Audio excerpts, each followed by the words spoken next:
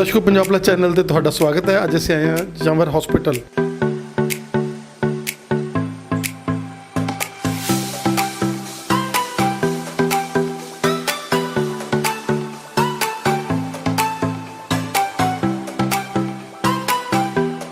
ਫਗਵਾੜੇ ਦੇ ਵਿੱਚ ਪਹਿਲਾ ਬ੍ਰੇਨ ਤੇ ਸਪਾਈਨ ਦਾ ਸੈਂਟਰ ਹੈ। ਇਸ ਤੋਂ ਇਲਾਵਾ ਹੋਰ ਵੀ ਬਿਮਾਰੀਆਂ ਜਿੱਦਾਂ ਕੋਈ ਵੀ ਰਿਲੇਟਡ ਇਸ਼ੂ ਜਿੰਨੇ ਵੀ ਕੰਪਲੈਕਸ ਕੇਸ ਹੈ ਜਿਹੜੇ ਕਿਤੇ ਹੈਂਡਲ ਨਹੀਂ ਹੁੰਦੇ ਉਹ ਸਾਰੇ ਇੱਥੇ ਹੈਂਡਲ ਕੀਤੇ ਜਾਂਦੇ ਆ। ਪਹਿਲਾਂ ਲੋਕਾਂ 'ਚ ਹੁੰਦਾ ਸੀਗਾ ਕਿ ਅਸੀਂ ਆਪਰੇਸ਼ਨ ਕਰਾਵਾਂਗੇ, ਅਸੀਂ ਤੁਰ ਨਹੀਂ ਪਾਵਾਂਗੇ ਕਦੇ, ਤਾਂ ਸਾਡਾ ਆਪਰੇਸ਼ਨ ਖਰਾਬ ਹੋ ਜਾਏਗਾ। ਪਰ ਅੱਜ ਕੱਲ੍ਹ ਇਹ ਜੀ ਟੈਕਨੋਲੋਜੀਜ਼ ਹੈ, ਇੱਦਾਂ ਦੇ ਇਕਵਿਪਮੈਂਟਸ ਹੈ ਸਾਡੇ ਕੋਲ ਕਿ ਮਿਨੀਮਲ ਇਨਵੇਸਿਵ ਸਪਾਈਨ ਜਿਹਨੂੰ ਆਪਾਂ ਕਹਿੰਦੇ ਹਾਂ, ਬਿਨਾਂ ਵੱਡਾ ਚੀਰਾ ਲਾਏ ਛੋਟੇ ਛੋਟੇ ਚੀਰਿਆਂ 'ਚ ਵੀ ਆਪਰੇਸ਼ਨ ਹੋ ਜਾਂਦਾ ਹੈ। ਜ਼ਿਆਦਾਤਰ ਮਰੀਜ਼ ਇੱਥੇ ਹਸਪੀਟਲ ਜਾਂਦੇ ਸੀ, ਫਿਰ ਉਹਨਾਂ ਨੂੰ ਰੈਫਰ ਕਰ ਦਿੱਤਾ ਜਾਂਦਾ ਸੀ, ਜਿਹਦੇ ਵਿੱਚ ਕਾਫੀ ਟਾਈਮ ਖਰਾਬ ਵੀ ਹੋ ਜਾਂਦਾ ਸੀ ਅਤੇ ਅਲਟੀਮੇਟਲੀ ਮਰੀਜ਼ ਦਾ ਹੀ ਨੁਕਸਾਨ ਹੁੰਦਾ ਸੀ। ਸੋ ਉਹਨੂੰ ਮੱਦੇਨਜ਼ਰ ਰੱਖਦੇ ਇਹ ਲੋਕੇਸ਼ਨ ਵੀ ਬੜੀ ਸੈਂਟਰਲ ਹੈ ਅਤੇ ਬੜੀ ਹੀ ਅਪਰੋਚੇਬਲ ਹੈ।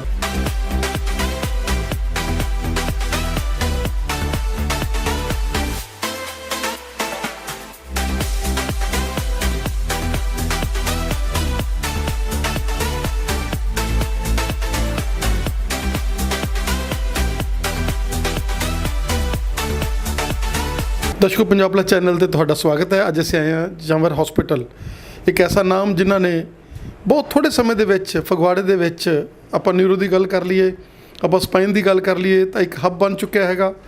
ਆਪਾਂ ਗੱਲ ਕरें ਡਾਕਟਰ SS ਜਮਰ ਜੀ ਦੇ ਨਾਲ ਔਰ ਡਾਕਟਰ ਸਾਹਿਬ ਦੇ ਨਾਲ ਜਿਹੜੇ ਬੰਬਈ ਤੋਂ ਹੀ ਕੈਨ ਹਸਪੀਟਲ ਤੋਂ ਹੀ ਇਹ ਪੜ੍ਹੇ ਹੋਏ ਨੇ। ਡਾਕਟਰ ਸਾਹਿਬ ਤੁਹਾਡਾ ਦੋਨਾਂ ਦਾ ਸਵਾਗਤ ਹੈ ਸਾਡੇ ਸਪੈਸ਼ਲ ਸ਼ੋਅ 'ਚ। ਥੈਂਕ ਯੂ ਰਿਸ਼ੀਕਰ ਜੀ, ਸਾਨੂੰ ਵੀ ਬੜਾ ਮਾਣ ਹੈ ਕਿ ਤੁਸੀਂ ਸਾਡੇ ਸੈਂਟਰ 'ਤੇ ਆਏ ਅਤੇ ਸਾਨੂੰ ਆਪਣਾ ਕੀਮਤੀ ਸਮਾਂ ਵੀ ਦਿੱਤਾ। ਅਤੇ ਆਪਾਂ ਅੱਜ ਜਿੱਦਾਂ ਇਹਨਾਂ ਨੇ ਦੱਸਿਆ ਕਿ ਇਹ ਫਗਵਾੜੇ ਦੇ ਵਿੱਚ ਪਹਿਲਾ ਬ੍ਰੇਨ ਅਤੇ ਸਪਾਈਨ ਦਾ ਸੈਂਟਰ ਹੈ। ਇਸ ਤੋਂ ਇਲਾਵਾ ਹੋਰ ਵੀ ਬਿਮਾਰੀਆਂ ਜਿੱਦਾਂ ਕੋਈ ਵੀ ਰਿਲੇਟਡ ਇਸ਼ੂ ਜਿੰਨੇ ਵੀ ਕੰਪਲੈਕਸ ਕੇਸ ਹੈ ਜਿਹੜੇ ਕਿਤੇ ਹੈਂਡਲ नहीं ਹੁੰਦੇ ਉਹ ਸਾਰੇ ਇੱਥੇ ਹੈਂਡਲ ਕੀਤੇ ਜਾਂਦੇ ਆ। डॉक्टर बलविंदर जी, आपका भी स्वागत है हमारे स्पेशल शो में। Thank you ji, thank you. Doctor साहब क्या कहना चाहेंगे कि जैसे ये हब बन चुका है, अभी being heart of the Phagwara स्थित है और आप लोग यहाँ पर एक मल्टी स्पेशलिटी जो है सेवाएं लेकर आए हैं न्यूरो की और उसके साथ साथ ट्रोमा की, क्या कहना चाहेंगे?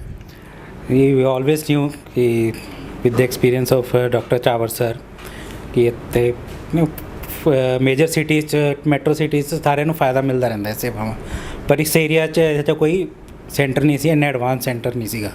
ਅਤੇ ਇਸ ਕਰਕੇ ਅਸੀਂ ਡਿਸਾਈਡ ਕੀਤਾ ਸੀ ਕਿ ਆਪਾਂ ਇੱਦਾਂ ਜਗ੍ਹਾ ਲੋਕਾਂ ਨੂੰ ਸੇਵਾ ਦੇਈਏ ਕਿ ਜਿੱਥੇ ਉਹਨਾਂ ਨੂੰ ਜ਼ਿਆਦਾ ਦੂਰ ਨਾ ਜਾਣਾ ਪਵੇ, ਕਿਉਂਕਿ ਜੋ ਹੈਡ ਇੰਜਰੀਜ਼ ਜਾਂ ਫਿਰ ਬਾਕੀ ਚੀਜ਼ਾਂ ਹੁੰਦੀਆਂ, ਬ੍ਰੇਨ ਦੀ ਚੀਜ਼ਾਂ, ਸਪਾਈਨ ਦੀ ਚੀਜ਼ਾਂ ਹੁੰਦੀਆਂ, ਸਪਾਈਨਲ ਕੋਰਡ ਇੰਜਰੀਜ਼ ਹੁੰਦੀਆਂ, ਇਹ ਲੋਕਾਂ ਨੂੰ ਆਪਾਂ ਜ਼ਿਆਦਾ ਦੂਰ ਜਾਂ ਫਿਰ ਜ਼ਿਆਦਾ ਟਰੈਵਲਿੰਗ ਐਡਵਾਈਸ ਨਹੀਂ ਕਰਦੇ ਕਿਉਂਕਿ ਉਸ 'ਚ ਆਪਣਾ ਪ੍ਰੈਸ਼ੀਅਸ ਟਾਈਮ ਵੇਸਟ ਹੁੰਦਾ ਹੈ। ਅਤੇ ਇਸ ਕਰਕੇ ਅਸੀਂ ਇਸ ਕੀ ਕਹਿੰਦੇ ਫੋਰਸਾਈਟ ਨਾਲ ਇਹ ਡਿਸੀਜਨ ਲਿਆ ਸੀ ਕਿ ਇੱਥੇ ਅਸੀਂ ਸੈਂਟਰ ਸਟਾਰਟ ਕਰੀਏ ਅਤੇ ਇਹਨੂੰ ਬਿਲਡਅਪ ਕਰੀਏ। ਡਾਕਟਰ ਸਾਹਿਬ, ਜਿਸ ਤਰੀਕੇ ਦੇ ਨਾਲ ਪਹਿਲਾਂ ਸਮਾਂ ਹੁੰਦਾ ਸੀ ਜਦੋਂ ਕਿਸੇ ਨੂੰ ਬ੍ਰੇਨ ਟਿਊਮਰ ਜਾਂ ਬ੍ਰੇਨ ਹੈਮਰੇਜ ਜਾਂ ਪੈਰਾਲਾਈਜ਼ ਦਾ ਅਟੈਕ ਆਉਂਦਾ ਸੀਗਾ ਤਾਂ ਲੋਕ ਰੁਕ ਜੇ ਜਾਂਦੇ ਸੀ, ਉਹਨਾਂ ਨੂੰ ਲੱਗਦਾ ਸੀ ਬਸ ਗਿਆ ਕੰਮ। ਪਰ ਜੋ ਮਾਡਰਨ ਟੈਕਨੋਲੋਜੀ ਦੇ ਨਾਲ ਜੋ ਤੁਹਾਡੇ ਕੋਲ ਨਈਆਂ ਮੈਡੀਸਨਸ, ਨਈਆਂ ਟੈਕਨੀਕਸ, ਕੀ ਕਹਿਣਾ ਚਾਹੋਗੇ ਕਿ ਅੱਜ ਉਹਨਾਂ ਪੇਸ਼ੈਂਟਸ ਦੇ ਲਈ ਵੀ ਇਹ ਇੱਕ ਮਾਰਗਦਰਸ਼ਕ ਬਣ ਰਿਹਾ ਹੈਗਾ? ਇਹ ਡਾਕਟਰਸ ਤੁਸੀਂ ਜਿਹੜੇ ਇੰਨੀ ਮਿਹਨਤ ਦੇ ਨਾਲ ਨਈਆਂ ਚੀਜ਼ਾਂ ਟੈਕਨੀਕ ਸਿੱਖ ਕੇ ਆਏ ਹੋ, ਕੀ ਕਹਿਣਾ ਚਾਹੋਗੇ ਕਿ ਅੱਜ ਹਰੇਕ ਪੇਸ਼ੈਂਟ ਜਿਹੜਾ ਹੈਗਾ ਉਹਦਾ ਸਰਵਾਈਵਲ ਰੇਟ ਹੈਗਾ? ਅੱਗੇ ਵਾਲੀ ਗੱਲ ਨਹੀਂ ਹੈ ਵੀ ਅੱਗੇ ਵਾਲੀ ਜਦੋਂ ਬੰਦਿਆਂ ਨੂੰ ਹੋ ਗਿਆ ਅਗਲਾ ਕਹਿੰਦਾ ਨਹੀਂ ਗਿਆ ਕੰਮ। ਹਾਂਜੀ, ਬਿਲਕੁਲ ਠੀਕ ਕਿਹਾ ਤੁਸੀਂ। ਪਹਿਲਾਂ ਇਸ ਤਰ੍ਹਾਂ ਦੀ ਬਿਮਾਰੀ ਦਾ ਪਤਾ ਲੱਗਣਾ ਹੀ ਆਪਣੇ ਆਪ 'ਚ ਬੜਾ ਹੀ ਇੱਕ ਦੁਖਦਾਈ ਹੁੰਦਾ ਸੀ ਅਤੇ ਸਮਝ ਲਿਆ ਜਾਂਦਾ ਸੀ ਵੀ ਇਹਦਾ ਕੋਈ ਇਲਾਜ ਨਹੀਂ ਹੈ। ਈਵਨ ਜਿਹੜੇ ਜਨਰਲ ਡਾਕਟਰ ਸੀ ਉਹਨਾਂ ਨੂੰ ਇਹਦੇ ਬਾਰੇ ਅਵੇਅਰਨੈਸ ਨਹੀਂ ਸੀ। ਪਰ ਹੁਣ ਜਿੱਦਾਂ ਟੈਕਨੋਲੋਜੀ ਵੱਧ ਰਹੀ ਹੈ, ਆਪਣੇ CT ਸਕੈਨ, MRI ਵਗੈਰਾ ਵੱਧ ਰਹੇ ਨੇ, ਹਰੇਕ ਪਾਸੇ ਡਾਇਗਨੋਸਿਸ ਹੋਣਾ ਆਸਾਨ ਹੋ ਗਿਆ ਹੈ ਅਤੇ ਅਰਲੀ ਡਾਇਗਨੋਸਿਸ ਵੀ ਹੁਣ ਪੋਸੀਬਲ ਹੋ ਗਿਆ ਹੈ। ਅੱਜ ਕੱਲ੍ਹ ਲੋਕ ਵੀ ਬੜੇ ਅਵੇਅਰਨੈਸ ਹੋ ਗਈ ਉਹਨਾਂ 'ਚ ਆਪਣੇ ਸਿਹਤ ਬਾਰੇ। ਸਪੈਸ਼ਲੀ ਕੋਵਿਡ ਤੋਂ ਬਾਅਦ ਹਰ ਕੋਈ ਆਪਣੇ ਥੋੜ੍ਹਾ ਜਿਹਾ ਸਿੰਪਟਮ ਹੁੰਦੇ ਤਾਂ ਉਹ ਆਪਣੇ ਟੈਸਟ ਕਰਵਾਉਂਦਾ ਹੈ, ਟੈਸਟ ਵਿੱਚ ਉਹ ਬਿਮਾਰੀ ਫੜੀ ਜਾਂਦੀ ਹੈ ਅਤੇ ਇਹਦੇ 'ਚ ਇਹ ਬਹੁਤ ਜ਼ਰੂਰੀ ਹੈ ਕਿ ਉਹ ਬਿਮਾਰੀ ਫੜੀ ਜਾਣ ਤੋਂ ਬਾਅਦ ਉਹ ਸਹੀ ਸਪੈਸ਼ਲਿਸਟ ਕੋਲ ਪਹੁੰਚੇ। ਅਦਰਵਾਈਜ਼ ਇੱਦਾਂ ਦੀ ਕਈ ਵਾਰ ਕੀ ਹੁੰਦਾ, ਮਰੀਜ਼ ਇੱਧਰ ਉੱਧਰ ਭਟਕ ਜਾਵੇ ਤਾਂ ਬਹੁਤ ਟਾਈਮ ਉਹਦੇ 'ਚ ਵੇਸਟ ਹੋ ਜਾਂਦਾ। ਕਿਉਂਕਿ ਜਿੰਨੀਆਂ ਵੀ ਇਹ ਬਿਮਾਰੀਆਂ ਨੇ, ਸਟ੍ਰੋਕ ਕਹਿ ਲਓ, ਹੈਡ ਇੰਜਰੀ ਕਹਿ ਲਓ, ਬ੍ਰੇਨ ਟਿਊਮਰ ਕਹਿ ਲਓ, ਬ੍ਰੇਨ ਹੈਮਰੇਜ ਕਹਿ ਲਓ, ਇਹਨਾਂ ਵਿੱਚ time is the main essence. ਮਤਲਬ ਇਹਨੂੰ ਅਸੀਂ ਗੋਲਡਨ ਆਵਰ ਵੀ ਕਹਿੰਦੇ ਆ ਕਿ ਮਰੀਜ਼ ਸਾਡੇ ਕੋਲ ਜਦੋਂ ਟਾਈਮ 'ਤੇ ਆ ਜਾਂਦਾ ਤਾਂ ਉਹਦਾ ਲੌਂਗ ਟਰਮ ਆਊਟਲੁੱਕ ਬਹੁਤ ਵਧੀਆ ਹੋ ਜਾਂਦੀ ਹੈ। ਰਾਦਰ ਕਿ ਉਹ ਉਦੋਂ ਆਵੇ ਜਦੋਂ ਬਿਲਕੁਲ ਹੀ ਉਹਦੀ ਕੰਡੀਸ਼ਨ ਡਾਊਨ ਹੋ ਜਾਵੇ। ਤੇ ਆਫ ਕੋਰਸ ਟੈਕਨੋਲੋਜੀ, ਮਾਈਕਰੋਸਕੋਪਸ, ਹੋਰ ਜਿੰਨੀਆਂ ਵੀ ਨਵੀਆਂ ਰਿਸਰਚ ਹੋਈਆਂ ਉਹਦੇ ਨਾਲ ਇੱਦਾਂ ਦੇ ਮਰੀਜ਼ ਕਾਫੀ ਦੇਰ ਤੱਕ ਤੇ ਕਾਫੀ ਵਧੀਆ ਜ਼ਿੰਦਗੀ ਗੁਜ਼ਾਰ ਪਾਉਂਦੇ ਨੇ। Doctor Sahib, being on GT road ਔਰ ਹਾਰਟ ਆਫ ਫਗਵਾੜਾ, ਜਿੱਥੇ ਕਿ ਬਿਲਕੁਲ ਹੀ ਟਾਈਮ ਨਹੀਂ ਲੱਗਦਾਗਾ, ਤੁਸੀਂ ਨਾਲ ਹੀ ਇਕੱਠ ਹੈਗਾ, ਮਤਲਬ ਪੇਸ਼ੈਂਟ ਦੇ ਲਈ ਇੱਕ ਬਹੁਤ ਵੱਡੀ ਸੇਵਾ। ਜੇ ਆਪਾਂ ਕਪੂਰਥਲਾ ਦੀ ਗੱਲ ਕਰ ਲਈਏ, ਜੇ ਆਪਾਂ ਕਰਤਾਰਪੁਰਾ ਦੀ ਗੱਲ ਕਰ ਲਈਏ, ਨਕੋਦਰ ਦੀ ਗੱਲ ਕਰ ਲਈਏ, ਸ਼ਾਹਕੋਟ ਦੀ ਗੱਲ ਕਰ ਲਈਏ, ਜਲੰਧਰ ਦੀ ਗੱਲ ਕਰ ਲਈਏ, ਤਾਂ ਉਹਨਾਂ ਨੂੰ ਜਦੋਂ ਪਹਿਲਾਂ ਲੋਕ ਕੋਸ਼ਿਸ਼ ਕਰਦੇ ਸੀ ਅਸੀਂ DMC CMC ਜਾਈਏ, ਵੱਡੇ ਵੱਡੇ ਹਸਪੀਟਲਾਂ ਜਾਈਏ, ਔਰ ਹੁਣ ਜਿਸ ਤਰੀਕੇ ਨਾਲ ਤੁਸੀਂ ਇਹਨੂੰ ਹੱਬ ਬਣਾਤਾ ਹੈਗਾ ਨਿਊਰੋ ਦੀ, ਜਿਸ ਤਰੀਕੇ ਦੇ ਨਾਲ ਇਲਾਜ ਹੋ ਰਿਹਾ ਇੱਥੇ, ਔਰ ਜਿੱਦਾਂ ਟਾਈਮ ਇਜ਼ ਮਸਲ, ਜਿੱਦਾਂ ਤੁਸੀਂ ਦੱਸ ਰਹੇ ਹੋ ਕਿ ਟਾਈਮ ਮਸਲਾ ਹੈ, ਜਦੋਂ ਟਾਈਮ ਜਿਹੜਾ ਪ੍ਰੀਸ਼ੀਅਸ ਆਵਰਸ ਹੈਗੇ ਆ, ਜੇ ਉਹ ਉਸ ਟਾਈਮ 'ਚ ਪਹੁੰਚ ਜਾਵੇ ਤਾਂ ਇੱਥੇ ਤਾਂ ਕੋਈ ਡਿਫਰੈਂਸ ਹੀ ਨਹੀਂ ਹੈ, ਟਾਈਮ ਦਾ ਬੜਾ ਬੱਚਤ ਹੈਗੀ ਆ ਬੀਇੰਗ ਔਨ ਮੇਨ ਰੋਡ। ਬਿਲਕੁਲ ਤੁਸੀਂ ਬਿਲਕੁਲ ਸਹੀ ਦੱਸਿਆ। ਮੈਂ ਕਾਫੀ ਟਾਈਮ ਤੋਂ as a professor CMC DMC ਵਗੈਰਾ ਆਪਣਾ ਲੁਧਿਆਣੇ 'ਚ ਆਪਣਾ ਕੰਮ ਕਰ ਰਿਹਾ ਸੀ, ਅਤੇ ਮੈਂ ਰਿਅਲਾਈਜ਼ ਕੀਤਾ, ਤੁਸੀਂ ਦੇਖੋ ਜਲੰਧਰ ਤੋਂ ਲੈ ਕੇ ਲੁਧਿਆਣਾ ਤੱਕ ਵਿੱਚ ਕੋਈ ਵੀ ਜਗ੍ਹਾ ਨਹੀਂ ਹੈ ਜਿੱਥੇ ਕੋਈ ਸਹੀ ਟਰੀਟਮੈਂਟ ਐਕਸੀਡੈਂਟ ਕੇਸਿਸ ਜਾਂ ਹੋਰ ਜਿਹੜੇ ਐਮਰਜੈਂਸੀਸ ਉਹਨਾਂ ਦਾ ਪੋਸੀਬਲ ਸੀ। ਜ਼ਿਆਦਾਤਰ ਮਰੀਜ਼ ਇੱਥੇ ਹਸਪੀਟਲ ਜਾਂਦੇ ਸੀ, ਫਿਰ ਉਹਨਾਂ ਨੂੰ ਰੈਫਰ ਕਰ ਦਿੱਤਾ ਜਾਂਦਾ ਸੀ, ਜਿਹਦੇ ਵਿੱਚ ਕਾਫੀ ਟਾਈਮ ਖਰਾਬ ਵੀ ਹੋ ਜਾਂਦਾ ਸੀ ਅਤੇ ਅਲਟੀਮੇਟਲੀ ਮਰੀਜ਼ ਦਾ ਹੀ ਨੁਕਸਾਨ ਹੁੰਦਾ ਸੀ। ਸੋ ਉਹਨੂੰ ਮੱਦੇਨਜ਼ਰ ਰੱਖਦੇ ਇਹ ਲੋਕੇਸ਼ਨ ਵੀ ਬੜੀ ਸੈਂਟਰਲ ਹੈ ਅਤੇ ਬੜੀ ਹੀ ਅਪਰੋਚੇਬਲ ਹੈ, ਅਤੇ ਸਾਡੇ ਕੋਲ ਆ ਵੀ ਰਹੇ ਨੇ ਕੇਸਿਸ ਜਿਹੜੇ ਬਿਲਕੁਲ ਹੈਡ ਇੰਜਰੀ ਦੇ ਕਹਿ ਲਓ ਕਿ ਪਹਿਲੇ ਘੰਟੇ 'ਚ ਜਾਂ ਉਸੇ ਟਾਈਮ ਸਾਡੇ ਕੋਲ ਆ ਜਾਂਦੇ ਆ, ਅਤੇ ਜਿਨ੍ਹਾਂ ਨੂੰ ਐਟਲੀਸਟ ਇੱਕ ਇਨੀਸ਼ੀਅਲ ਸਾਰਾ ਉਦੋਂ ਟਰੀਟ ਮੈਨੇਜਮੈਂਟ ਹੋ ਜਾਂਦੀ ਹੈ। ਡਾਕਟਰ ਸਾਹਿਬ, ਤੁਸੀਂ ਇੱਥੇ ਹਸਪੀਟਲ ਦੇ ਵਿੱਚ ਬਹੁਤ ਵਧੀਆ ਜਿਹੜੇ ਡਾਕਟਰਸ ਹੈਗੇ ਆ ਉਹ ਨਾਲ ਇੰਟੈਂਗਲ ਕੀਤੇ ਨੇ, ਔਰ ਆਪਾਂ ਹਾਰਟ ਦੀ ਗੱਲ ਕਰ ਲਈਏ, ਕਿਉਂਕਿ ਜਿਹੜਾ ਨਿਊਰੋ ਵਾਲਾ ਪੇਸ਼ੈਂਟ ਆ ਉਹ ਮਲਟੀ ਸੈਂਸਿਸ ਹੁੰਦਾ, ਔਰ ਉਹਦੇ ਵਿੱਚ ਬੰਦੇ ਨੂੰ ਕਈ ਵਾਰ ਹੋਰ ਵੀ ਪ੍ਰੋਬਲਮ ਜਿਹੜੀਆਂ ਹੁੰਦੀਆਂ, ਔਰ ਉਹਦੇ ਲਈ ਤੁਹਾਡੇ ਕੋਲ ਬੜੀ ਵਧੀਆ ਟੀਮ ਹੈਗੀ ਆ, ਜਿਹੜੀ ਕਿ ਐਨਸੀਸੀਆ ਦਾ ਤੁਹਾਡੇ ਕੋਲ ਡਾਕਟਰ ਰਾਊਂਡ ਦੀ ਕਲੌਕ ਹੈਗਾ, ਔਰ ਉਹਦੇ ਨਾਲ ਹਾਰਟ ਦੀ ਗੱਲ ਕਰ ਲਈਏ, ਉਹਦੇ ਨਾਲ ਜਿੱਦਾਂ ਡਾਕਟਰ ਸਾਹਿਬ ਜਿਹੜੇ ਹੈਗੇ ਆ, ਇੱਕ ਸੈਕਿੰਡ ਜਿਹੜਾ ਹੈਗਾ ਤੁਹਾਡੇ ਕੋਲ ਦੋ, ਮਤਲਬ ਇੱਕ ਸਮੇਂ ਦੇ ਉੱਪਰ ਹੀ ਡਾਕਟਰ ਜਿਹੜੇ ਅਵੇਲੇਬਲ ਆ, ਕਿਉਂਕਿ ਦੋਵਾਂ ਜਣਿਆਂ ਦੀ ਸਲਾਹ ਉਸ ਟਾਈਮ ਦੇ ਉੱਪਰ ਪ੍ਰੀਸ਼ੀਅਸ ਆਵਰਸ ਹੁੰਦੇ ਆ, ਔਰ ਬੜੀ ਜਲਦੀ ਡਿਸੀਜਨ ਲੈਣੇ ਹੁੰਦੇ ਆ। ਬਿਲਕੁਲ ਕੋਈ ਵੀ ਦੇਖੋ, ਕੋਈ ਵੀ ਪ੍ਰੋਫੈਸ਼ਨ 'ਚ ਆਪਾਂ ਚਲੇ ਜਾਈਏ, ਹਰ ਪ੍ਰੋਫੈਸ਼ਨ 'ਚ ਇਕੱਲਾ ਬੰਦਾ ਕੁਝ ਨਹੀਂ ਕਰ ਸਕਦਾ। It is a team work. ਆਪਣੀ ਇੱਕ ਟੀਮ ਹੁੰਦੀ ਹੈ, ਉਹ ਤੁਹਾਡੀ ਟੀਮ ਹੀ ਤੁਹਾਡੀ ਸਕਸੈਸ ਨੂੰ ਮੈਟਰ ਕਰਦੀ ਹੈ। ਜੇ ਆਪਾਂ ਕਹੀਏ ਕਿ ਇਕੱਲਾ ਕੈਪਟਨ ਹੀ ਮੈਚ ਜਿਤਾ ਦੇਵੇ, ਇਹ ਪੋਸੀਬਲ ਨਹੀਂ ਹੈ।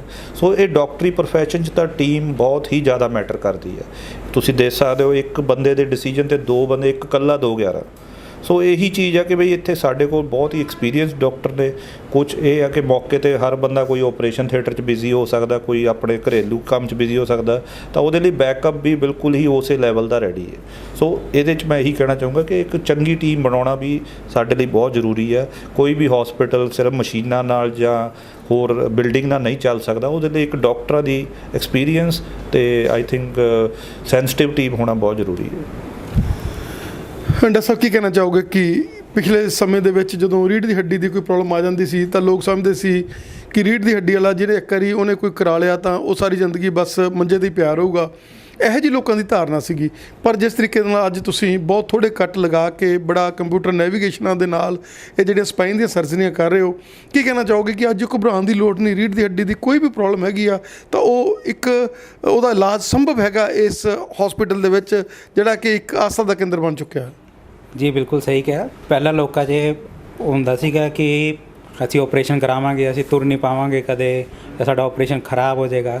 ਪਰ ਅੱਜ ਕੱਲ੍ਹ ਇਹ ਜੀ ਟੈਕਨੋਲੋਜੀਜ਼ ਹੈ, ਇੱਦਾਂ ਦੇ ਇਕਵਿਪਮੈਂਟਸ ਹੈ ਸਾਡੇ ਕੋਲ ਕਿ ਮਿਨੀਮਲ ਇਨਵੇਸਿਵ ਸਪਾਈਨ ਜਿਹਨੂੰ ਆਪਾਂ ਕਹਿੰਦੇ ਹਾਂ, ਬਿਨਾਂ ਵੱਡਾ ਚੀਰਾ ਲਾਏ ਛੋਟੇ ਛੋਟੇ ਚੀਰਿਆਂ 'ਚ ਵੀ ਆਪਰੇਸ਼ਨ ਹੋ ਜਾਂਦਾ ਹੈ, ਅਤੇ ਬੰਦਾ 1-2 ਦਿਨ 'ਚ ਹੀ ਮਤਲਬ ਪੂਰਾ ਚੱਲਣ ਫਿਰਨ ਲੱਗ ਜਾਂਦਾ ਹੈ, ਅਤੇ ਸਿੰਪਟਮਸ ਆਲਮੋਸਟ ਪੂਰੇ ਰਿਜ਼ੋਲਵ ਹੋ ਜਾਂਦੇ ਨੇ। ਡਾਕਟਰ ਸਾਹਿਬ, ਜੇ ਡਿਸਕ ਦੀ ਆਪਾਂ ਗੱਲ ਕਰ ਲਈਏ, ਡਿਸਕ ਦੀ ਅੱਗੇ ਪ੍ਰੋਬਲਮ ਸੀਗੀ, ਲੋਕ ਉਹਦੇ ਨਾਲ ਵਿਚਾਰੇ ਮਤਲਬ ਆਉਂਦਾ ਸੀ ਵੀ ਨਹੀਂ ਡਿਸਕ ਨੂੰ ਰਹਿਣ ਦਿਓ, ਪੰਗਾ ਲੈਣ ਨੂੰ ਡਿਸਕ ਦੇ ਨਾਲ ਇੱਦਾਂ ਹੋ ਜੂ। ਕੀ ਕਹਿਣਾ ਚਾਹੋ, ਕਿਉਂਕਿ ਡਿਸਕ ਵਾਲੇ ਵੀ ਤੁਸੀਂ ਬਹੁਤ ਪੇਸ਼ੈਂਟ ਜਿਹੜੇ ਹੈਗੇ ਇਸ ਹਸਪੀਟਲ ਸਹੀ ਕੀਤੇ ਨੇ, ਔਰ ਉਹਨਾਂ ਪੇਸ਼ੈਂਟਾਂ ਨੇ ਮਤਲਬ ਬਿਲਕੁਲ ਇੱਕ ਨੋਰਮਲ ਜ਼ਿੰਦਗੀ ਉਹ ਗੁਜ਼ਾਰ ਰਹੇ ਨੇ। ਕਿਉਂਕਿ ਜੋ ਡਿਸਕ ਦਾ ਪ੍ਰੋਬਲਮ ਹੁੰਦੀ, ਅਗਲਾ ਕਹਿੰਦਾ ਨਹੀਂ ਚੱਲ ਟੰਕਾਈਜ਼ਰ ਖਾ ਲਈ, ਕੈਮਿਸਟ ਤੋਂ ਜਾ ਕੇ ਦਵਾਈ ਲੈ ਲਈ, ਹੋਰ ਕਰ ਲਿਆ, ਕਿਸੇ ਡਾਕਟਰ ਦੀ ਸਲਾਹ ਲੈ ਕੇ ਉਹ ਲੰਬੀਆਂ ਦਵਾਈਆਂ ਖਾਂਦੇ ਰਹਿੰਦੇ ਆ, ਫਿਰ ਕਿਡਨੀਆਂ 'ਤੇ ਇਫੈਕਟ ਹੋ ਜਾਂਦਾ। ਕੀ ਕਹਿਣਾ ਚਾਹੋਗੇ ਕਿ ਅਗਰ ਤੁਸੀਂ ਕਿਸੇ ਵੀ ਬਿਮਾਰੀ ਦੇ ਨਾਲ, ਕਿਸੇ ਦਰਦ ਨਾਲ ਕਰਾ ਰਹੇ ਹੋ, ਤਾਂ ਉਹਦੇ ਲਈ ਅੱਜ ਅਸੀਂ ਜਿਹੜੇ ਨਿਊਰੋ ਵਾਲੇ ਬੈਠੇ ਆ, ਸਾਡੇ ਕੋਲ ਉਹੋ ਜਿਹੀ ਮਸ਼ੀਨਰੀ ਹੈਗੀ ਆ, ਸਾਡੇ ਕੋਲ ਉਹੋ ਜਿਹੇ ਇਕੁਇਪਮੈਂਟ ਹੈਗੇ ਆ, ਸਾਡੇ ਕੋਲ ਉਹੋ ਜਿਹਾ ਸਿਸਟਮ ਹੈਗਾ ਜਿਹਦੇ ਨਾਲ ਅਸੀਂ ਤੁਹਾਨੂੰ ਬਿਲਕੁਲ ਠੀਕ ਕਰ ਦਈਏ। ਜੀ ਇੱਦਾਂ ਹੀ ਡਿਸਕ ਦੀ ਜਿਹੜੀ ਪ੍ਰੋਬਲਮ ਹੈ ਅੱਜ ਕੱਲ੍ਹ ਬਹੁਤ ਹੀ ਕਾਮਨ ਪ੍ਰੋਬਲਮ ਹੈ। ਪਹਿਲਾਂ ਵੀ ਹੁੰਦੀ ਸੀ, ਪਹਿਲਾਂ ਲੋਕ ਇੰਨੇ ਅਵੇਅਰ ਨਹੀਂ ਹੁੰਦੇ ਸੀ, ਅੱਜ ਕੱਲ੍ਹ ਅਵੇਅਰ ਹੋ ਗਏ, ਅਤੇ ਇਹਨਾਂ ਤੋਂ ਕੋਈ ਘਬਰਾਉਣ ਦੀ ਗੱਲ ਨਹੀਂ ਹੈ। ਪਹਿਲਾਂ ਦਵਾਈਆਂ ਨਾਲ नहीं ਆਪਾਂ ਠੀਕ ਹੁੰਦੇ ਆ ਫਿਰ ਨਹੀਂ ਫਰਕ ਪੈਂਦਾ ਤਾਂ ਇੱਕ ਸਿੰਪਲ ਜਿਹਾ ਆਪਰੇਸ਼ਨ ਹੁੰਦਾ ਡਿਸਕ ਦਾ, ਉਸ 'ਚ ਕੋਈ ਘਬਰਾਉਣ ਵਾਲੀ ਗੱਲ ਨਹੀਂ ਹੈ, ਤਾਂ ਪੇਸ਼ੈਂਟ ਬਿਲਕੁਲ ਠੀਕ ਹੋ ਜਾਂਦਾ ਹੈ। ਸਰ ਕੀ ਕਹਿਣਾ ਚਾਹੋਗੇ ਕਿ ਲੋਕ ਜਿਹੜੇ ਅੱਜ ਦਾ ਜਿਹੜਾ ਸਿਨੈਰੀਓ ਆ ਉਹਦੇ 'ਚ ਲੋਕ ਸਸਤੀਆਂ ਚੀਜ਼ਾਂ ਭਾਲਦੇ ਆ, ਉਹਦੇ 'ਚ ਲੋਕ ਆਪਸ਼ਨਸ ਭਾਲਦੇ ਆਪਦੇ ਲਈ ਵੀ, ਹਾਲਾਂਕਿ ਉਹਨਾਂ ਕੋਲ ਪੈਸੇ ਵੀ ਹੁੰਦੇ ਆ, ਔਰ ਉਹ ਆਪਸ਼ਨਾਂ ਦੇ ਵਿੱਚ ਕਈ ਵਾਰ ਕਿਸੇ ਤੋਂ ਮਿਲਾ ਲੈਂਦੇ ਆ, ਕਿਸੇ ਤੋਂ ਉਹ ਕਹਿੰਦੇ ਫਲਾਣੇ ਨੇ ਸਹੀ ਕੀਤਾ ਸੀ, ਉਹਨੇ ਮਲ ਕੇ ਸਹੀ ਕੀਤਾ ਸੀ, ਉਹਨੇ ਅੰਗੂਠੇ ਲਗਾਏ ਸੀ, ਉਹਨੇ ਕੀਤਾ ਸੀਗਾ, ਔਰ ਉਹਦੇ ਵਿੱਚ ਜਿਹੜੇ ਡਾਕਟਰਸ ਹੈਗੇ ਤੁਹਾਡੇ ਲਈ ਉਹ ਇੱਕ ਪ੍ਰੋਬਲਮ ਕ੍ਰੀਏਟ ਕਰ ਦਿੰਦੇ ਆ, ਕਿਉਂਕਿ ਤੁਸੀਂ ਜਦੋਂ ਪਹਿਲਾਂ ਉਹਨੂੰ ਟਰੀਟ ਕਰਨਾ ਹੁੰਦਾ ਉਦੋਂ ਪ੍ਰੋਬਲਮ ਥੋੜ੍ਹੀ ਹੁੰਦੀ ਹੈ, ਲੇਕਿਨ ਜਦੋਂ ਉਹਨਾਂ ਦੀ ਪ੍ਰੋਬਲਮ ਵੱਧ ਜਾਂਦੀ ਹੈਗੀ ਆ ਔਰ ਉਹਦੇ ਨਾਲ ਔਖਾ ਹੋ ਜਾਂਦਾ ਕੰਮ। ਹਾਂਜੀ ਹਾਂ, ਬਿਲਕੁਲ ਠੀਕ ਕਹਿ ਰਹੇ ਤੁਸੀਂ। ਇਹ ਵੀ ਇੱਕ ਬੜੀ ਸਮੱਸਿਆ ਹੈ। ਦੇਖੋ ਆਪਰੇਸ਼ਨ ਕੋਈ ਵੀ ਹੋਵੇ, ਹਰ ਬੰਦਾ ਆਪਰੇਸ਼ਨ ਤੋਂ ਡਰਦਾ ਵੀ ਹੈ, ਘਬਰਾਉਂਦਾ ਵੀ ਹੈ, ਅਤੇ ਮੈਂ ਇੱਕ ਦੱਸਣਾ ਚਾਹੂੰਗਾ ਕਿ ਸਾਡੇ ਜਿਹੜੇ ਸਪਾਈਨ ਦੀਆਂ ਪ੍ਰੋਬਲਮ 80 to 90% ਪ੍ਰੋਬਲਮ 'ਚ ਆਪਰੇਸ਼ਨ ਦੀ ਲੋੜ ਨਹੀਂ ਹੁੰਦੀ। ਜੇ ਤੁਸੀਂ ਕਿਸੇ ਸਪੈਸ਼ਲਿਸਟ ਕੋਲ ਜਾਓ, ਉਹ ਤੁਹਾਨੂੰ ਇੱਕ ਸਹੀ ਰਾਏ ਦੇਵੇਗਾ, ਉਹ ਦੱਸੇਗਾ ਵੀ ਆਹ ਦਵਾਈਆਂ ਲਓ, ਇੰਨਾ ਚਿਰ ਲਓ, ਐਕਸਰਸਾਈਜ਼ ਕਰੋ, ਫਿਜ਼ੀਓਥੈਰੇਪੀ ਕਰੋ, ਤੁਸੀਂ ਠੀਕ ਹੋ ਜਾਓਗੇ। ਲੇਕਿਨ 5 ਤੋਂ 10% 15% ਲੋਕ ਜਿਹੜੇ ਜਿਨ੍ਹਾਂ ਨੂੰ ਸਹੀ 'ਚ ਸਰਜੀਕਲ ਪ੍ਰੋਬਲਮ ਹੁੰਦੀ ਹੈ, ਉਹ ਕਈ ਵਾਰ ਸਰਜਰੀ ਤੋਂ ਡਰਦੇ ਜਾਂ ਕਿਸੇ ਦੂਸਰੇ ਦੀ ਗੱਲ ਸੁਣ ਕੇ ਇੱਧਰ ਉੱਧਰ ਮਾਲਿਸ਼ ਕਰਾ ਲਓ, ਆਹ ਕਰਾ ਲਓ, ਅੱਜ ਗਲਾਸ ਲਗਵਾ ਲਓ, ਉਸ ਚੱਕਰ 'ਚ ਜਿਹੜੀ ਪ੍ਰੋਬਲਮ ਬਿਲਕੁਲ ਹੀ ਛੋਟੇ ਚੀਰੇ 'ਚ ਜਾਂ ਬਿਲਕੁਲ ਛੋਟੇ ਜਿਹੀ ਸਰਜਰੀ ਨਾਲ ਸੋਲਵ ਹੋ ਜਾਣੀ ਸੀ, ਉਹਨੂੰ ਇੱਕ ਵੱਡੀ ਕੰਪਲੀਕੇਸ਼ਨ ਬਣਾ ਲਿਆ ਜਾਂਦਾ। ਸੋ ਮੇਰੀ ਇਹੀ ਰਾਏ ਆ ਲੋਕਾਂ ਨੂੰ ਕਿ ਬਈ ਤੁਸੀਂ ਸਪੈਸ਼ਲਿਸਟ ਕੋਲ ਜਾਓ, ਜਿਹੜਾ ਬੰਦੇ ਨੂੰ ਇਸ ਬਾਰੇ ਜਾਣਕਾਰੀ ਹੋਵੇ, ਅਤੇ ਉਹ ਤੋਂ ਸਹੀ ਐਡਵਾਈਸ ਲਓ ਅਤੇ ਉਹਨੂੰ ਫੋਲੋ ਕਰੋ। ਅਤੇ ਸਪੈਸ਼ਲਿਸਟ ਨੂੰ ਵੀ ਇਹੀ ਹੈ ਕਿ ਬਈ ਜੇ ਤੁਹਾਨੂੰ ਲੱਗ ਰਿਹਾ ਕਿ ਤੁਸੀਂ ਇਸ ਪ੍ਰੋਬਲਮ ਨੂੰ ਹੈਂਡਲ ਕਰ ਸਕਦੇ ਆ, ਤਾਂ ਉਸ ਮਰੀਜ਼ ਨੂੰ ਆਪਣੇ ਕੋਲ ਰੱਖੋ, ਨਹੀਂ ਤਾਂ ਉਹਨੂੰ ਇੱਕ ਉੱਥੇ ਰੈਫਰ ਕਰ ਦਿਓ ਜਿੱਥੇ ਉਹ ਹੈਂਡਲ ਹੋ ਜਾਵੇ, ਕਿਉਂਕਿ ਟਾਈਮਲੀ ਟਰੀਟਮੈਂਟ ਬਹੁਤ ਜ਼ਰੂਰੀ ਹੈ। ਇਸ ਚੱਕਰ 'ਚ ਬਈ ਟਰੀਟਮੈਂਟ ਡਿਲੇ ਵੀ ਹੋ ਜਾਂਦਾ, ਉਹਦੇ ਨਾਲ ਕੀ ਹੁੰਦਾ, ਉਹ ਪੇਸ਼ੈਂਟ ਫਿਰ ਠੀਕ ਨਹੀਂ ਹੁੰਦਾ, ਉਹ ਜਾ ਕੇ 4 ਹੋਰ ਨੂੰ ਦੱਸਦਾ ਬਈ ਮੇਰਾ ਤਾਂ ਆਪਰੇਸ਼ਨ ਠੀਕ ਨਹੀਂ ਹੋਇਆ ਜੀ, ਮੈਂ ਤਾਂ ਬੈੱਡ 'ਤੇ ਰਹਿ ਗਿਆ। ਜਦ ਕਿ ਕੋਈ ਸਪਾਈਨ ਦਾ ਪੇਸ਼ੈਂਟ ਇੱਦਾਂ ਦਾ ਨਹੀਂ ਜਿਹੜਾ ਆਪਰੇਸ਼ਨ ਤੋਂ ਬਾਅਦ ਬੈੱਡ 'ਤੇ ਰਹਿਣਾ ਚਾਹੀਦਾ ਜਾਂ ਰਹਿ ਜਾਵੇ। ਤੁਸੀਂ ਕੀ ਕਹਿਣਾ ਚਾਹੋਗੇ ਕਿ ਤੁਹਾਡਾ ਲੰਬਾ ਤਜਰਬਾ ਅਬਾਊਟ ਇੰਨੇ ਹਸਪੀਟਲਾਂ 'ਚ ਤੁਸੀਂ ਕੰਮ ਕੀਤਾ, ਔਰ ਕੈਂਪ ਬੰਬਈ ਜਿੱਥੇ ਕਿ ਹੱਬ ਹੈਗੀ ਆ, ਜਿੱਥੇ ਵਿੱਚ ਇੰਨੇ ਕੁ ਜ਼ਿਆਦਾ ਨਿਊਰੋ ਦੇ ਔਰ ਇੰਨੇ ਜ਼ਿਆਦਾ ਸਪਾਈਨ ਦੇ ਪੇਸ਼ੈਂਟਸ ਆਉਂਦੇ ਆ, ਕੀ ਕਹਿਣਾ ਚਾਹੋਗੇ ਕਿ ਉਹ ਲੰਬਾ ਐਕਸਪੀਰੀਅੰਸ ਔਰ ਜਿਹਦੇ ਨਾਲ ਤੁਸੀਂ ਜਦੋਂ ਪ੍ਰੈਕਟਿਸ ਸਟਾਰਟ ਕੀਤੀ ਉਦੋਂ ਮਸ਼ੀਨਰੀ ਨਹੀਂ ਜ਼ਿਆਦਾ ਨਹੀਂ ਸੀਗੀ, ਉਦੋਂ ਇੰਨਾ ਜ਼ਿਆਦਾ ਕੰਪਿਊਟਰ ਨੈਵੀਗੇਸ਼ਨ ਇੰਨੀਆਂ ਜ਼ਿਆਦਾ ਡੀਪ ਨਹੀਂ ਸੀਗੀਆਂ, ਕੀ ਕਹਿਣਾ ਚਾਹੋਗੇ ਕਿ ਉਹ ਸਮਾਂ ਵੀ ਤੁਸੀਂ ਤਾਂ ਉਦੋਂ ਵੀ ਆਪਰੇਸ਼ਨ ਕੀਤੇ ਜਦੋਂ ਖੋਲ੍ਹ ਕੇ ਸਾਰਾ ਕਰਨਾ ਸੀ, ਅਤੇ ਅੱਜ ਉਹ ਵੀ ਆਪਰੇਸ਼ਨ ਕਰ ਰਹੇ ਹੋ, ਕੀ ਕਹਿਣਾ ਚਾਹੋਗੇ ਕਿ ਤੁਹਾਡੇ ਕੋਲ ਦੋਨਾਂ ਤਰ੍ਹਾਂ ਦਾ ਐਕਸਪੀਰੀਅੰਸ ਹੈਗਾ? ਦੇਖੋ ਮੈਂ ਤਾਂ ਇਹੀ ਕਹਿਣਾ ਚਾਹੂੰਗਾ, ਐਡਾ ਕਾਫੀ ਟਾਈਮ ਤੋਂ ਅਸੀਂ ਉਹ ਵੀ ਸਮਾਂ ਦੇਖਿਆ ਜਦੋਂ ਆਲਮੋਸਟ 12 ਇੰਚ ਦਾ ਚੀਰਾ ਲਾ ਕੇ ਹੱਡੀ ਤੋੜ ਕੇ ਫਿਰ ਉਹ ਡਿਸਕ ਕੱਢਣੀ ਪੈਂਦੀ ਸੀ। ਉਦੋਂ ਕੋਈ ਮਾਈਕਰੋਸਕੋਪ ਜਾਂ ਦੂਰਬੀਨ ਜਾਂ ਐਂਡੋਸਕੋਪ ਵਰਗੀਆਂ ਪ੍ਰੋਬਲਮ ਵੀ ਨਹੀਂ ਹੁੰਦੀਆਂ ਸੀ ਸਾਡੇ ਕੋਲ। ਅਤੇ ਹੁਣ ਤਾਂ ਇਹ ਚੀਜ਼ਾਂ ਟੈਕਨੋਲੋਜੀ ਨੇ ਆਫਕੋਰਸ ਰੈਵੋਲੂਸ਼ਨਾਈਜ਼ ਕੀਤਾ ਮੈਡੀਕਲ ਸਾਇੰਸ ਨੂੰ, ਅਤੇ ਸਾਨੂੰ ਵੀ ਐਜ਼ ਏ ਸਰਜਨਸ ਬਹੁਤ ਹੈਲਪਫੁਲ ਹੋਈ ਹੈ। ਅਤੇ ਆਫਕੋਰਸ ਤੁਹਾਡਾ ਐਕਸਪੀਰੀਅੰਸ ਵੀ ਮੈਟਰ ਕਰਦਾ, ਉਹਦੇ ਨਾਲ ਇਹ ਚੀਜ਼ਾਂ ਹੁਣ ਬਹੁਤ ਸਟ੍ਰੇਟ ਫਾਰਵਰਡ ਹੋ ਗਈਆਂ ਅਤੇ ਰਿਲੇਟਿਵਲੀ ਕਾਫੀ ਸੇਫ ਹੋ ਗਈਆਂ। ਆਪਾਂ ਗੱਡੀਆਂ ਵੀ ਦੇਖ ਰਹੇ ਪਹਿਲਾਂ ਕਿਸ ਤਰ੍ਹਾਂ ਸੀ, ਅੱਜ ਕੱਲ੍ਹ ਸਭ ਆਟੋਮੈਟਿਕ ਹੋ ਗਿਆ। ਸੋ ਇੱਦਾਂ ਹੀ ਇਹ ਹੈ ਕਿ ਹੁਣ ਅਸੀਂ ਤਾਂ ਮਤਲਬ ਕਹਿ ਲਓ ਕਿ ਮੈਡੀਕਲ ਕਾਲਜਸ, ਫਿਰ ਉਸ ਤੋਂ ਬਾਅਦ ਪ੍ਰਾਈਵੇਟ ਹੌਸਪੀਟਲ, ਅਤੇ ਹਰੇਕ ਤਰ੍ਹਾਂ ਦੇ ਸੈਟਅਪ 'ਚ ਮੈਂ ਕੰਮ ਕਰਕੇ ਦੇਖ ਚੁੱਕਾ। ਪਰ ਮੇਰਾ ਇਹੀ ਹੈ ਕਿ ਵੀ ਸਾਡੇ ਲਈ ਇਹ ਇੱਕ ਪ੍ਰੋਫੈਸ਼ਨ ਦੇ ਨਾਲ ਨਾਲ ਸਾਡਾ ਇਹ ਪੈਸ਼ਨ ਵੀ ਹੈ, ਅਤੇ ਜਦੋਂ ਤੁਸੀਂ ਪੈਸ਼ਨ ਨਾਲ ਕੰਮ ਕਰਦੇ ਹੋ ਤਾਂ ਤੁਹਾਡੀ ਪਰਮਾਤਮਾ ਵੀ ਸਾਥ ਦਿੰਦਾ, ਅਤੇ ਅਸੀਂ ਇਹੀ ਚਾਹੁੰਦੇ ਚੰਗਾ ਕੰਮ ਕਰੀਏ ਅਤੇ ਲੋਕੀ ਠੀਕ ਹੋ ਕੇ ਜਾਣ। ਯੂ ਆਰ ਇੰਸਟੀਟਿਊਸ਼ਨ, ਤੁਹਾਡੇ ਕੋਲੇ ਦੋਨਾਂ ਕੋਲੇ ਲੰਬਾ ਡਾਟਾ, ਤੁਹਾਡਾ ਸਾਨੂੰ ਸਮਾਂ ਦੇਣ ਦੇ ਲਈ ਬਹੁਤ ਬਹੁਤ ਧੰਨਵਾਦ ਸਰ। Thank you. ਦੱਸਾਂ ਕੀ ਫੈਸਿਲਿਟੀਜ਼ ਅਵੇਲੇਬਲ ਆ ਚਾਵਰ 'ਚ ਜਿਹੜਾ ਸੁਪਰ ਸਪੈਸ਼ਲਿਟੀ ਹਸਪੀਟਲ ਹੈ? ਦੇਖੋ mainly Jhawar super speciality hospital is a multi speciality hospital ਹੈ, ਪਰ ਇਹ ਮੇਨਲੀ ਫੋਕਸ ਹੈਗਾ ਨਿਊਰੋ ਅਤੇ ਸਪਾਈਨ ਦੇ ਟਰੀਟਮੈਂਟ ਵਾਸਤੇ, ਕਿਉਂਕਿ ਜਿੱਦਾਂ ਤੁਸੀਂ ਜਾਣਦੇ ਆ ਕਿ ਨਿਊਰੋ ਦੇ cases are very complicated, they have ਮਤਲਬ ਇਹਨਾਂ ਦੇ ਨਾਲ ਹੋਰ ਬਹੁਤ ਸਾਰੇ ਪ੍ਰੋਬਲਮਾਂ ਜੁੜੀਆਂ ਹੁੰਦੀਆਂ। ਸੋ ਇਹਦੇ ਲਈ ਇੱਕ ICU ਬੈਕਅਪ ਹੋਣਾ ਵੀ ਬਹੁਤ ਜ਼ਰੂਰੀ ਹੈ। ਸੋ ਸਾਡੇ ਕੋਲ 24 ਆਵਰ ਇੱਥੇ ਡਾਕਟਰਸ ਦੀ ਫੈਸਿਲਿਟੀ ਤੋਂ ਇਲਾਵਾ ICU ਕੇਅਰ, ਨਾਲ ਹੀ ਮੋਡੂਲਰ OTs ਨੇ ਜਿਹੜੇ ਆਪਰੇਸ਼ਨ ਥੀਏਟਰ ਨੇ, ਕਿਉਂਕਿ ਸਾਡੇ ਜਿਹੜੀਆਂ ਸਰਜਰੀਜ਼ ਹੁੰਦੀਆਂ ਇਹਨਾਂ 'ਚ ਕਈ ਵਾਰ ਇੰਪਲਾਂਟ ਵੀ ਯੂਜ਼ ਹੁੰਦੇ ਆ, ਕਈ ਵਾਰ ਸਕਰੂ ਪਾਉਣੇ ਪੈਂਦੇ ਆ, ਕਈ ਤਰ੍ਹਾਂ ਦੀ ਮਤਲਬ ਕੰਪਲੀਕੇਟਡ ਸਰਜਰੀਆਂ ਹੁੰਦੀਆਂ। ਸੋ ਇਹਨਾਂ ਵਾਸਤੇ OT ਜਿਹੜਾ ਤੁਹਾਡਾ ਇਕੁਇਪਮੈਂਟ ਹੈ ਬਹੁਤ ਹਾਈ ਐਂਡ ਹੋਣਾ ਚਾਹੀਦਾ, ਅਤੇ ਇਹ ਸਾਰੀਆਂ ਫੈਸਿਲਿਟੀਜ਼ ਇੱਥੇ ਪਹਿਲੀ ਵਾਰ ਇਸ ਸ਼ਹਿਰ 'ਚ ਅਵੇਲੇਬਲ ਨੇ। ਅਤੇ ਬਾਕੀ ਮੈਂ ਇਹੀ ਐਂਡ 'ਚ ਕਹੂੰਗਾ ਕਿ ਇਕੱਲਾ ਇਕੁਇਪਮੈਂਟ ਬਿਲਡਿੰਗ ਦੇ ਨਾਲ ਨਾਲ ਇੱਕ ਐਕਸਪਰਟ ਟੀਮ ਦਾ ਵੀ ਹੋਣਾ ਜ਼ਰੂਰੀ ਹੈ, ਜੋ ਕਿ ਹੁਣ ਮੈਂ ਇੱਥੇ ਤੁਹਾਡੇ ਲਈ ਹੈ ਅਵੇਲੇਬਲ। ਦੱਸੋ ਕੀ ਕਹਿਣਾ ਚਾਹੋਗੇ ਕਿ ਜਿੱਦਾਂ ਸਟ੍ਰੋਕ ਦੀ ਆਪਾਂ ਪਹਿਲਾਂ ਗੱਲ ਕਰੀ ਹੈਗੀ ਆ, ਬ੍ਰੇਨ ਹੈਮਰੇਜ ਦੀ ਗੱਲ ਕਰੀ ਆ, ਟਿਊਮਰਾਂ ਦੀ ਗੱਲ ਕਰੀ ਹੈਗੀ ਆ, ਔਰ ਕਿੱਦਾਂ ਅੱਜ ਕੱਲ੍ਹ ਤੁਹਾਡੇ ਕੋਲ ਹੋਰ ਨਈਆਂ ਜਿਹੜੀਆਂ ਟੈਕਨੀਕਸ ਆ ਗਈਆਂ ਜਿਹਦੇ ਨਾਲ ਪਹਿਲਾਂ ਨਾਲੋਂ ਜ਼ਿਆਦਾ ਮਤਲਬ ਬੈਟਰ ਜਿਹੜੇ ਹੈਗੇ ਆ ਰਿਜ਼ਲਟਸ ਆ ਰਹੇ ਨੇ?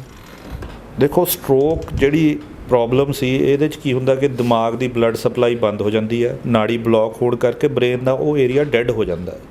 ਪਹਿਲਾਂ ਇਸ ਪ੍ਰੋਬਲਮ ਦਾ ਸਾਡੇ ਕੋਲ ਕੋਈ ਇਲਾਜ ਨਹੀਂ ਸੀ। ਜ਼ਿਆਦਾਤਰ ਮਰੀਜ਼ ਆਉਂਦੇ ਸੀ, ਉਹਨਾਂ ਦਾ ਪਾਸਾ ਰੁਕ ਜਾਂਦਾ ਸੀ, ਸੋ ਅਸੀਂ ਉਹਨਾਂ ਨੂੰ ਦਵਾਈਆਂ ਦਿੰਦੇ ਸੀ ਕਿ ਤੁਹਾਨੂੰ ਦੁਬਾਰਾ ਇਹ ਪ੍ਰੋਬਲਮ ਨਾ ਹੋਵੇ।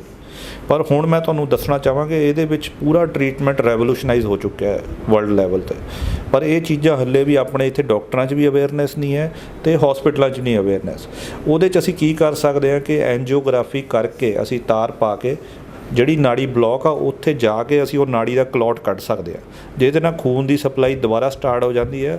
ਅਤੇ ਤੁਸੀਂ ਦੇਖ ਕੇ ਹੈਰਾਨ ਹੋ ਕਿ ਜਿਹੜੇ ਪੇਸ਼ੈਂਟ ਦਾ ਪਾਸਾ ਰੁਕ ਗਿਆ ਸੀ ਉਹ ਬੈੱਡ ਦੇ ਉੱਤੇ ਹੀ ਉਹਦਾ ਪਾਸਾ ਦੁਬਾਰਾ ਚੱਲ ਪੈਂਦਾ ਹੈ, ਜੋ ਕਿ ਇੱਕ ਮੈਂ ਕਹਾਂਗਾ ਕਿ ਪਹਿਲੀ ਵਾਰ ਪੋਸੀਬਲ ਹੋਇਆ ਕਿ ਸਟ੍ਰੋਕ ਦੇ ਮਰੀਜ਼ ਨੂੰ ਤੁਸੀਂ ਕਿਉਰ ਕਰ ਸਕਦੇ ਆ। ਪਹਿਲਾਂ ਸਿਰਫ ਤੁਸੀਂ ਉਹਨੂੰ ਇੱਕ ਸਪੋਰਟ ਦਿੰਦੇ ਸੀ, ਪਰ ਇਹਦੇ 'ਚ ਬਸ ਇੱਕੋ ਹੀ ਚੀਜ਼ ਮੈਂ ਤੁਹਾਨੂੰ ਦੱਸਣਾ ਚਾਹਾਂਗਾ ਕਿ ਇਹਦੇ 'ਚ ਵੀ ਟਾਈਮ ਬਹੁਤ ਕ੍ਰਿਟੀਕਲ ਹੈ। ਜੇ ਮਰੀਜ਼ ਸਾਡੇ ਕੋਲ 8 ਤੋਂ 10 ਘੰਟੇ ਦੇ ਵਿੱਚ ਆ ਜਾਂਦਾ ਹੈ ਤਾਂ ਇਹ ਟਰੀਟਮੈਂਟ ਪੋਸੀਬਲ ਹੈ। ਉਦੋਂ ਤੱਕ ਨਾੜੀ ਦੇ ਖੂਨ ਰੁਕਣ ਕਰਕੇ ਜਿਹੜਾ ਦਿਮਾਗ ਦਾ ਜਿਹੜਾ ਫਲੋ ਆ ਉਹ ਜੇ ਦੁਬਾਰਾ ਰਿਸਟੋਰ ਕੀਤਾ ਜਾਵੇ ਤਾਂ ਉਹ ਰਿਕਵਰੀ ਹੋ ਜਾਂਦੀ ਹੈ। 8 ਤੋਂ 10 ਘੰਟੇ ਬਾਅਦ ਕੀ ਹੁੰਦਾ ਕਿ ਫਿਰ ਉਹ ਦਿਮਾਗ ਨੂੰ ਪਰਮਾਨੈਂਟ ਡੈਮੇਜ ਹੋ ਜਾਂਦਾ, ਫਿਰ ਰਿਸਟੋਰ ਕਰਨ ਦਾ ਕੋਈ ਇੰਨਾ ਫਾਇਦਾ ਨਹੀਂ ਹੁੰਦਾ। ਬਟ 8 ਤੋਂ 10 ਘੰਟੇ ਤਾਂ ਬਹੁਤ ਜ਼ਿਆਦਾ ਹੁੰਦੇ ਨੇ। ਜ਼ਿਆਦਾਤਰ ਮਰੀਜ਼ ਇੰਨੇ ਟਾਈਮ ਵਿੱਚ ਕਿਸੇ ਨਾ ਕਿਸੇ ਸੈਂਟਰ 'ਤੇ ਪਹੁੰਚ ਸਕਦੇ ਨੇ, ਅਤੇ ਉਹਦੇ ਲਈ ਇਹ ਸੈਂਟਰ ਸਟ੍ਰੋਕ ਰੈਡੀ ਹੋਣਾ ਜ਼ਰੂਰੀ ਹੈ। ਦੱਸੋ, ਤੁਹਾਡਾ ਧੰਨਵਾਦ ਸਮਾਂ ਦੇਣ ਦੇ ਲਈ। ਥੈਂਕ ਯੂ ਜੀ, ਥੈਂਕ ਯੂ, ਧੰਨਵਾਦ ਸਾਰਿਆਂ ਨੂੰ ਪਿਆਰ ਭਰੀ ਸਤਿ ਸ਼੍ਰੀ ਅਕਾਲ। ਇਹ ਝਾਵਰ ਹਸਪੀਟਲ ਫਗਵਾੜਾ GT ਰੋਡ 'ਤੇ ਸਥਿਤ ਹੈ। ਆਜੋ ਤੁਹਾਨੂੰ ਹਸਪੀਟਲ ਦੇ ਵਿੱਚ ਜੋ ਫੈਸਿਲਿਟੀਆਂ ਉਹਨਾਂ ਬਾਰੇ ਜਾਣਕਾਰੀ ਦਿੰਦੇ ਹਾਂ। ਸਾਡਾ ਹਸਪੀਟਲ ਦਾ ਰਿਸੈਪਸ਼ਨ ਏਰੀਆ ਹੈ ਜਿੱਥੇ ਅਸੀਂ ਪੇਸ਼ੈਂਟ ਨੂੰ ਅਟੈਂਡ ਕਰਦੇ ਹਾਂ। ਇਹ ਸਾਡਾ ਹਸਪੀਟਲ ਦਾ ਰਿਸੈਪਸ਼ਨ ਏਰੀਆ ਹੈ। ਇਹ ਡਾਕਟਰ ਸੁਖਦੀਪ ਸਿੰਘ ਝਾਵਰ ਦੀ OPD, ਫਸਟ OPD। ਹਾਂਜੀ, ਇਹ ਸਾਡੇ ਹਸਪੀਟਲ ਦੇ EMO ਡਾਕਟਰਸ ਨੇ ਜਿਹੜੇ 24 ਘੰਟੇ ਇੱਥੇ ਅਵੇਲੇਬਲ ਹੁੰਦੇ ਨੇ, ਐਮਰਜੈਂਸੀ ਅਟੈਂਡ ਕਰਦੇ ਨੇ। ਆਜੋ ਹੁਣ ਤੁਹਾਨੂੰ ਸਾਡਾ ਹਸਪੀਟਲ ਦਾ ਐਮਰਜੈਂਸੀ ਰੂਮ ਦਿਖਾਉਂਦੇ ਹਾਂ। ਇਹ ਐਮਰਜੈਂਸੀ ਰੂਮ ਹੈ। ਕੋਈ ਪੇਸ਼ੈਂਟ ਇੱਥੇ ਅਟੈਂਡ ਕੀਤਾ ਜਾਂਦਾ, ਜੇ ਸਟਿਚਸ ਵਗੈਰਾ ਲਾਉਣੇ ਆ ਜਾਂ ਕੁਝ ਵੀ ਕਰਨਾ, ਫਸਟ ਏਡ ਦੇ ਕੇ ਅਸੀਂ ਫਿਰ ਪੇਸ਼ੈਂਟ ਦਾ ਡਿਪੈਂਡ ਕਰਦੇ ਹਾਂ ਕਿੱਥੇ ਅਸੀਂ ਸ਼ਿਫਟ ਕਰਨਾ ਅੱਗੇ। ਇਹ 3 ਬੈੱਡਡ ਸੈਮੀ ਐਮਰਜੈਂਸੀ ਹੈ। ਪੇਸ਼ੈਂਟ ਨੂੰ ਅਸੀਂ ਫਿਰ ਇੱਥੇ ਰੱਖਦੇ ਹਾਂ। ਫਿਰ ਇੱਥੋਂ ਅਸੀਂ ਡਾਕਟਰ ਜਿੱਥੇ ਵੀ ਸਾਨੂੰ ਕਹਿੰਦੇ ਨੇ ICU ਸ਼ਿਫਟ ਕਰਨਾ, ਵਾਰਡ ਸ਼ਿਫਟ ਕਰਨਾ ਜਾਂ ਪ੍ਰਾਈਵੇਟ ਸ਼ਿਫਟ ਕਰਨਾ, ਉੱਥੇ ਅਸੀਂ ਪੇਸ਼ੈਂਟ ਨੂੰ ਸ਼ਿਫਟ ਕਰ ਦਿੰਦੇ ਹਾਂ। ਇਹ ਪੇਸ਼ੈਂਟ ਬੈੱਡ ਲਿਫਟ ਹੈ। ਇੱਥੋਂ ਅਸੀਂ ਪੇਸ਼ੈਂਟ ਨੂੰ ਉੱਪਰ ਜਿੱਥੇ ਵੀ ਸ਼ਿਫਟ ਕਰਨਾ ਇਸ ਦੇ ਰਾਹੀਂ ਸ਼ਿਫਟ ਕਰਦੇ ਹਾਂ। ਆਓ ਹੁਣ ਤੁਹਾਨੂੰ ਸਾਡਾ ICU ਦਿਖਾਉਂਦੇ ਹਾਂ। ਸਾਡਾ ICU ਫੁੱਲ ਫਰਨਿਸ਼ਡ, ਫੁੱਲ ਟਿਊਬਡ ਜਿਹਨੂੰ ਕਹਿੰਦੇ ਨੇ ਉਹ ICU ਹੈ। ਇੱਕ ਰਸ਼ ਕਾਰਡ ਹੈ ਜਿੱਥੇ ਐਮਰਜੈਂਸੀ ਸਾਰੀਆਂ ਮੈਡੀਸਿਨਸ ਹੁੰਦੀਆਂ ਪੇਸ਼ੈਂਟ ਨੂੰ ਫਸਟ ਏਡ ਦੇਣ ਲਈ। ਇਹ ਸਾਡੇ ਮੋਨੀਟਰਸ ਜੋ 5 ਪੈਰਾਮੀਟਰ ਮੋਨੀਟਰਸ, ਅੱਛੀ made in Germany. 4 bedded ICU ਹੈ ਸਾਡਾ। ਇਹ ਵੈਂਟੀਲੇਟਰ ਜਿਹਨੂੰ ਅਸੀਂ ਪੰਜਾਬੀ 'ਚ ਕਹਿੰਦੇ ਨੇ ਸਾਹ ਦੇਣ ਵਾਲੀ ਮਸ਼ੀਨ। ਐਮਰਜੈਂਸੀ ਕਈ ਵਾਰ ਮਰੀਜ਼ ਨੂੰ ਸਾਹ ਦੇਣ ਦੀ ਲੋੜ ਪੈਂਦੀ ਹੈ। ਸਾਡੇ ਹਸਪੀਟਲ 'ਚ ਜੋ ਵੀ ਲੁਧਿਆਣਾ, ਜਲੰਧਰ, PGI ਜੋ ਫੈਸਿਲਿਟੀਆਂ, ਸਾਰੀਆਂ ਫੈਸਿਲਿਟੀਆਂ ਸਾਡੇ ICU ਵਿੱਚ ਹੈਗੀਆਂ ਨੇ। ਇੱਥੇ ਸਫਾਈ ਦਾ ਦੇਖੋ ਪੂਰਾ ਧਿਆਨ ਰੱਖਿਆ ਜਾਂਦਾ। ਇਹ ਸਾਡਾ ਮਾਡੂਲਰ ਆਪਰੇਸ਼ਨ ਥੀਏਟਰ ਹੈ। ਅੱਜ ਤੁਹਾਨੂੰ ਦਿਖਾਉਂਦੇ ਹਾਂ। ਚੇਂਜਿੰਗ ਰੂਮ ਹੈ। ਇੱਥੇ ਅਸੀਂ ਵਾਸ਼ ਹੁੰਦੇ ਹਾਂ, ਜਿੱਥੇ ਆਪਰੇਸ਼ਨ ਤੋਂ ਪਹਿਲਾਂ ਡਾਕਟਰ ਸਕਰਬ ਕਰਦਾ। ਅਤੇ ਇਹ ਸਾਡਾ ਸਟੋਰ ਹੈ। ਇਹ ਮੇਨ ਸਾਡਾ ਮਾਡੂਲਰ OT। ਅਸੀਂ ਦੇਖੋ ਜਿਹੜੇ ਆਪਰੇਸ਼ਨ ਦੇ ਦੌਰਾਨ ਜਦੋਂ ਬੰਦੇ ਨੂੰ ਬੇਹੋਸ਼ ਕਰਦੇ ਹਾਂ, ਡਰੈਗਰ ਕੰਪਨੀ ਦਾ ਇਹ ਟੇਬਲ ਹੈ, ਲਾਈਟ ਹੈ। ਇਹ ਜਿਹੜੀ ਲਾਈਵ ਐਕਸਰੇ ਚੱਲਦੇ ਨੇ ਆਪਰੇਸ਼ਨ ਦੇ ਦੌਰਾਨ, ਇਹ ਸਭ ਤੋਂ ਨਵੀਂ ਟੈਕਨੀਕ ਵਾਲੀ ਜੋ ਮਸ਼ੀਨ ਹੈ ਉਹ ਸਾਡੇ ਕੋਲ ਅਵੇਲੇਬਲ ਹੈ।